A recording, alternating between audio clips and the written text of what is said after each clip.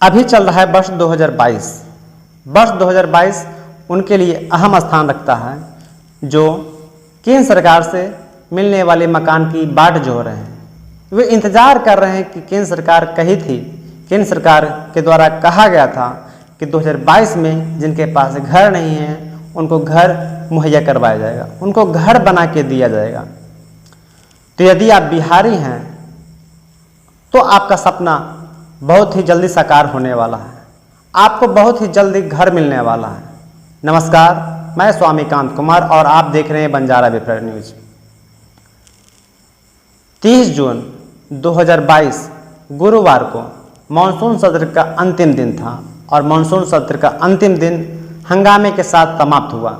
इसी क्रम में बिहार के राजस्व और भूमि सुधार मंत्री रामसूरत कुमार एक बड़ा ऐलान करते हैं और वे कहते हैं कि बिहार में मोदी नगर और नीतीश नगर प्रत्येक जिले में बसाया जाएगा। रामसूरत कुमार इसी क्रम में यह भी कहते हैं कि इसकी शुरुआत बांका जिला, बिहार के बांका जिला से हो चुकी है और बिहार के बांका जिला में रजौन में 8 एकड़ भूमि चिन्हित किया गया है और उस 8 एकड़ भूमि में बांका के उस रजौन के में 8 एकड़ भूमि में नीतीश नगर या मोदी नगर के नाम से मोहल्ला बसाया जाएगा, बस्ती बसाया जाएगा। यदि आप बिहार से हैं तो आपका सपना बहुत ही जल्द साकार होने वाला है। तो चलिए पूरी खबर जानते हैं। बिहार में गरीबों को चिन्हित किया जाएगा, जिनके पास घर नहीं है, जिनके पास रहने के लिए मकान नहीं है, उनको मकान दिया जाएगा। और राम सूरत राय यह भी कहते हैं जो भूमिहीन हैं उनको 3 डिसमिल जमीन दी जाएगी और जो जमीन दिया जाएगा वह बिहार सरकार के द्वारा दिया जाएगा और उस पर जो मकान बनाया जाएगा वह केंद्र सरकार के द्वारा बनवाया जाएगा।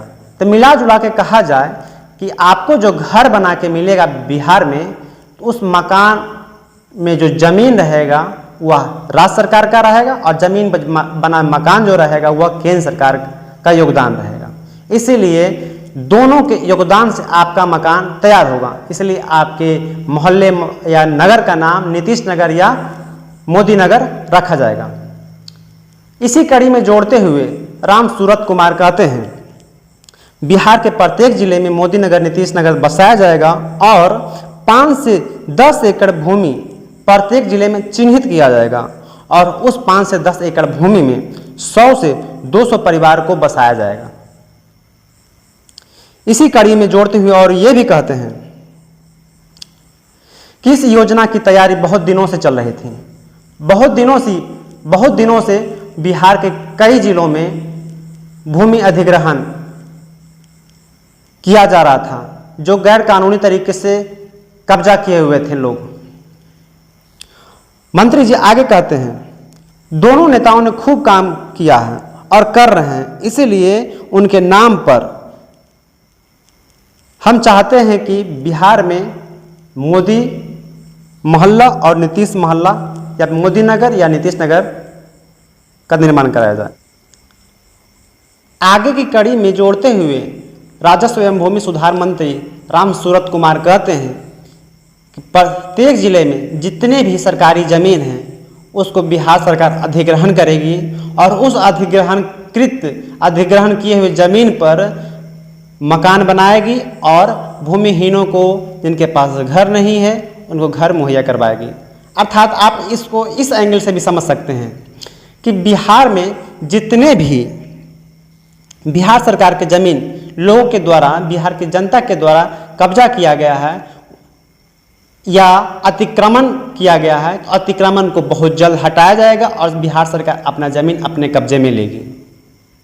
तो जो अतिक्रमण किए हुए हैं वे तैयार हो जाइए, क्योंकि बहुत ही जल्द आपका जो ज़मीन है जिस पर आप बिहार सरकार के ज़मीन पर अतिक्रमण किए हुए हैं, तो आपको बहुत जल्द खाली करवाने वाली है, क्योंकि वहाँ पे बनने वाला है मोदी नगर, नीतीश नगर।